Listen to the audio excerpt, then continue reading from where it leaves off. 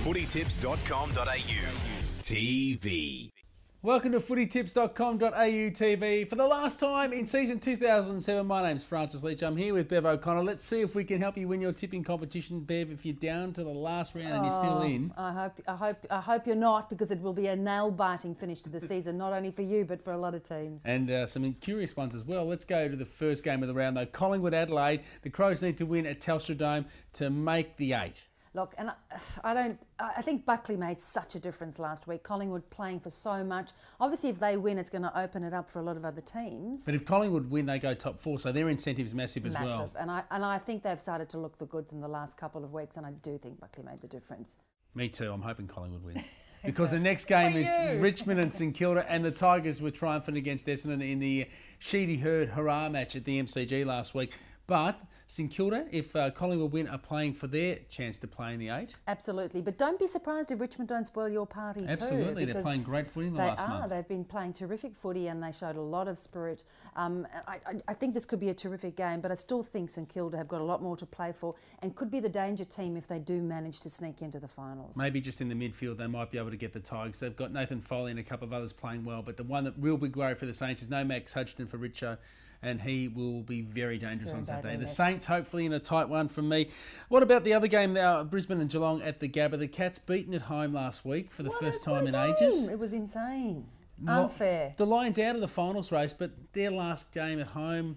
Look, and the Lions have showed a lot of form, but I think the Cats will have been really bitten by last week's loss. They're going to want to go to Brisbane and probably make an impact. But Jonathan Brown, of course, they want him to get the Coleman medal, so there'll be a lot of emphasis on getting him as many goals as possible. This could be one of the great matches of the round. I don't know. I think I'll have to go for the Cats. I think we have to trust that Geelong will bounce back after last week's last-minute failure at Skilled Stadium. Essendon and West Coast, Subiaco, the Eagles hosting Kevin Sheedy's last ever game in charge of the Dons. James Hurd also saying goodbye. As much emotion as is involved, if they can't beat Richmond at the MCG, they've got no chance against the Eagles. I mean, even though Judd is out, I still don't think it's going to make that much of a difference. Cousins just looking in superb form when he has to lift, so I think the West Coast easily over there. Intriguing game Saturday night at Amy Stadium. Port Adelaide and Fremantle. Now, Fremantle have won 3 of their last 4, I think, at Amy Stadium. They travel there really well. And if results go their way, if both Adelaide and St Kilda lose, then the Dockers can still make the 8. They can still, but look, I just think Port Adelaide were sensational. The only if is perhaps it was such a big game for them and they had so much to prove. But to me, the Burgoyne brothers and the Corns brothers are just in a league of their own. If they were Melbourne players, we'd be just running over the top about them. So I think they are looking super dangerous. Okay, so Port for me as well in that game. We go to the SCG on Sunday, Sydney and Hawthorn. The Swans, they've been on the ropes a little bit the last few weeks. Yeah, a lot of injuries catching up with them. Leo Barry, not looking great. So again, though, the Hawthorn, they have looked in terrific form, but going to the Sydney, they don't like their defensive style of football either. So it's going to be a line ball this one, but I'm going to go for the Hawks. You have to back them after their big win. Their second half against the Bulldogs was sensational. So the Swans will fight tooth and nail, but they've just seemed to be dropping off at the moment. So we'll wait and see, but that'll be a tight game. The Hawks in a tight one there for me as well. Western Bulldogs and Kangaroos, the Dogs are finished. Absolutely. It's over. Sorry.